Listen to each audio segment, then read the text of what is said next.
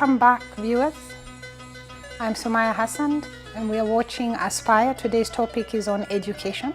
We are now going to take questions from our audience in the studio, and for those of you watching us from home, please do send us your questions through one of the social media platforms that are at the bottom of the screen. Assalamu alaikum. My name is Mayasa. I just have a question. Thank you for the talk.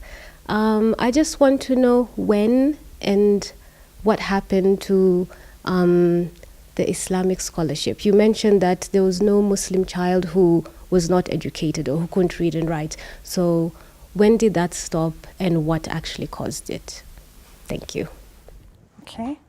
I propose let's take a few questions, then I'll answer them together. Okay. My name is Halima. I wanted to ask, from our discussion, we are learning that Islam is a religion that is full of knowledge and good manners.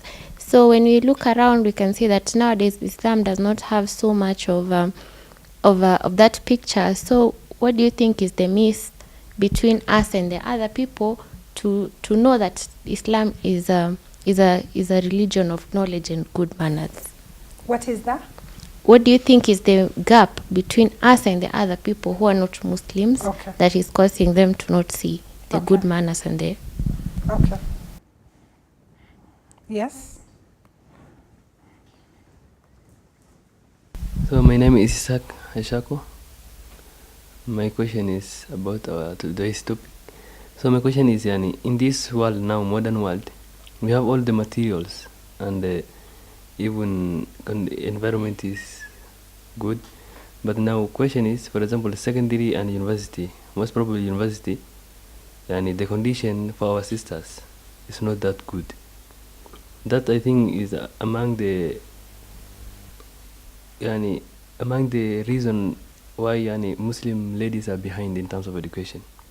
So what can we do as a Muslim society to make sure that the environment at the university also is good or is as per the rule and regulation of Islam, so that also our sister get enrolled to the university and study well?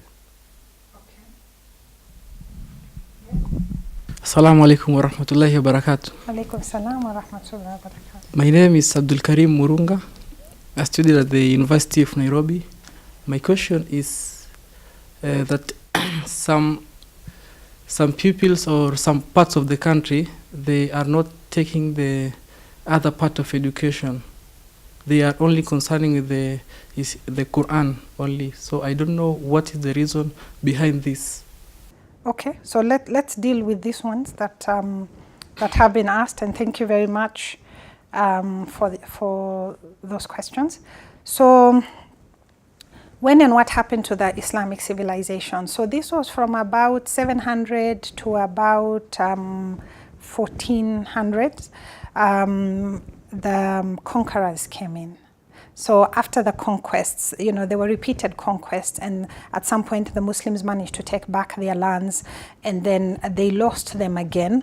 And after that, when the lands came out of the Islamic leadership, we see that the era of this type of civilization then suffered a tremendous decline.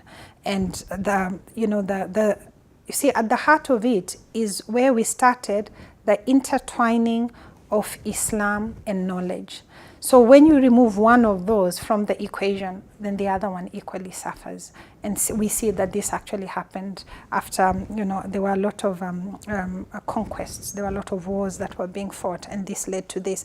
Part of that as well is internal strife among the Muslim rulers themselves as well. It contributed to that. Among the different states that were there, this also contributed to that. So unfortunately, we then had a glorious era coming to an end because of human action.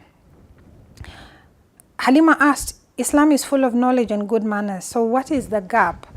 The gap is in we Muslims ourselves not projecting, not being ambassadors for Islam as we should be. And the only way we can be the ambassadors for Islam as we should be is by living the values that Islam has set out for us. Because we cannot tell people that, oh, Islam says this, Islam says that, and then in practice we are doing something else. People must be able to see it in our actions. A lot of early Islam was spread from neighbors looking at how the Muslims were living and admiring this and saying, whatever it is you have, we want that. And a lot of it was just the good manners of how you engage with the community, how you behave towards animals, how you're taking care of the environment, the rights of the women, and others wanted that for themselves. So a lot of Islam was actually spread by just observing the Muslims. And we must take that back as a challenge to ourselves. When somebody sees us, do we behave in such a manner that somebody admires and say, that beautiful character, that must be a Muslim? Or do we behave in manners that somebody says, that one can only have been done by a Muslim, and it's something negative? So I think the challenge is to ourselves. The way to fill the gap is by us reliving the Islamic values.